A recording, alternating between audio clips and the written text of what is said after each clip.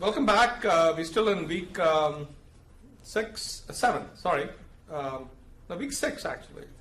Never mind. We have been in physics. We can fix it later. We're going to talk about in the physics module. We talked about airplanes in the last couple of videos. We're going to talk about materials now, right? What kind of materials we might want to use if you want to build a plane, for example. Again, as a reminder, we're going to go from the product to some concepts and ideas and to the role of the engineer. And now in this segment, we'll talk about materials, different types of materials, structures of materials, and of course the role of the engineer in this section. Okay, when I say materials, what am I talking about? Well, we have wood, we have metal, we have concrete, we have all kinds of different materials, right? Can we use anything to build a plane? Well, obviously not, because the plane is, if you see today's plane, for the most part you conclude this made of aluminum. Well, there'll be plastic inside the plane. Maybe the engines have some other metals, for example, but for the most part they have metals, and metals that can resist, that have some specific properties that you need. So the important stuff in terms of selecting materials is we need to understand what the properties are of the different materials and how could we use them. So for example, wood. Wood can be used for structures, like homes are built of woods, for example, right? And they can be decorative also. But then if you're going to be using wood for structure versus decorative stuff, you've got to have different properties, and that's the key. A same piece of wood could be used for both if you can treat them in such a way that it'll be appropriate to use it as a structural component. Metals, all kinds of metals. There is metals like aluminum and iron and so forth. And there are other things using metals. As an example is steel. Steel is mostly iron, but it has carbon, for example. And you add carbon in such a way that you make what's called steel. And of course, there are different grades of steel. There is stainless steel. There's different kinds of steels. And of course, there is copper. There are the other alloys. There is titanium, and different types of materials.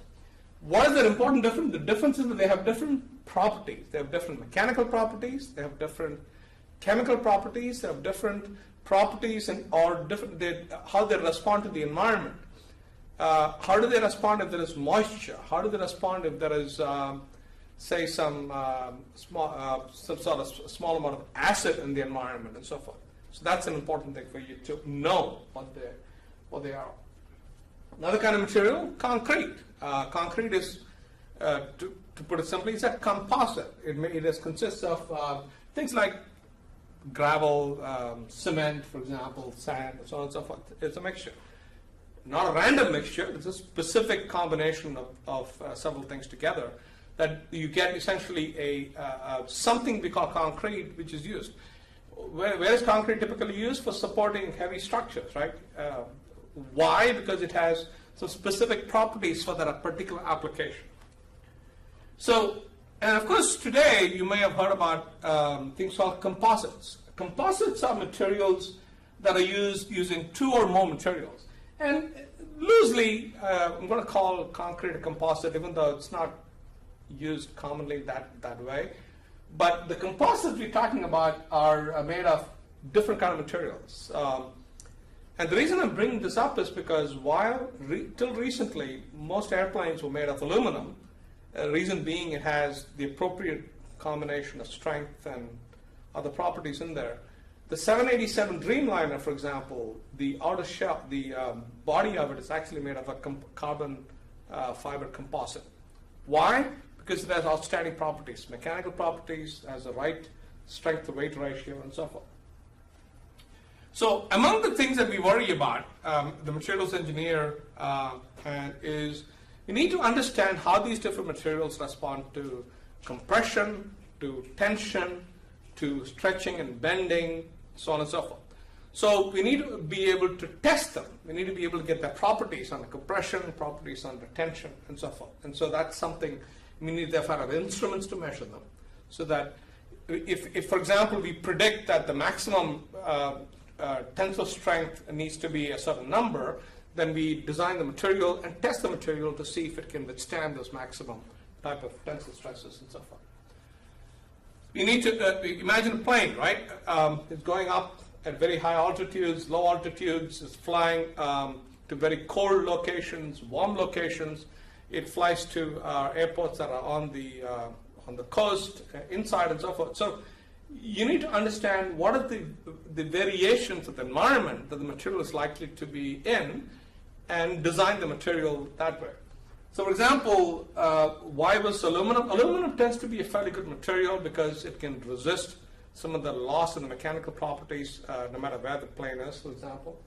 And similar thing with these carbon fibers, as we've discovered, it can be designed to withstand a whole range of environments and still do what it's designed to do. So the engineer asks these questions: what are the type of environments? What are the kind of things he or she needs to worry about in terms of designing these materials? The other thing to ask is, how long do you want these structures to exist? If you're going to be building a home, for example, then you may not think in terms of a home that will stand for a year. Maybe stand for 30 years, 50 years, 100 years. So you need to understand how they're likely to stand up to the environments, how the properties are likely to change, for example, as a function of time. That's also something you need to be able to either test, make predictions as to their properties over time. So going back to airplanes again, aluminum was a common material used for a very, very long time. It's still used, of course. It has a much better strength to weight ratio.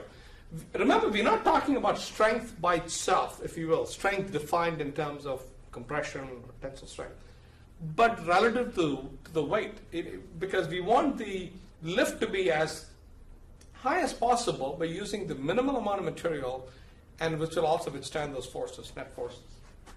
And of course, resistance, environment, and stability, these are properties that aluminum actually has.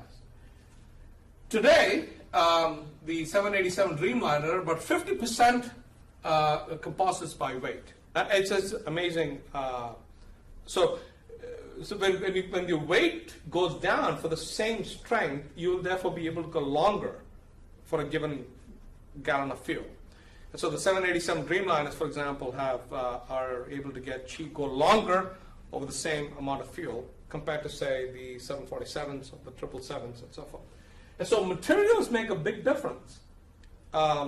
Today, composites are at a price point that is used in airplanes commonly, but composites are also used in automobiles to an extent. Not completely, and there are some disadvantages to using composites in automobiles. It has to do with, can we make them inexpensively, use them and so forth. But what I wanted to do in this point is to remind you of the different materials. We need to understand what the properties are. Can we make them inexpensively? Can we get enough of it to make what we need? Can we repair them if we need to repair them? All these are issues that are extraordinarily important. So engineers deal with materials, deal with testing of the materials, and try to understand how they may be able to choose the materials for different applications.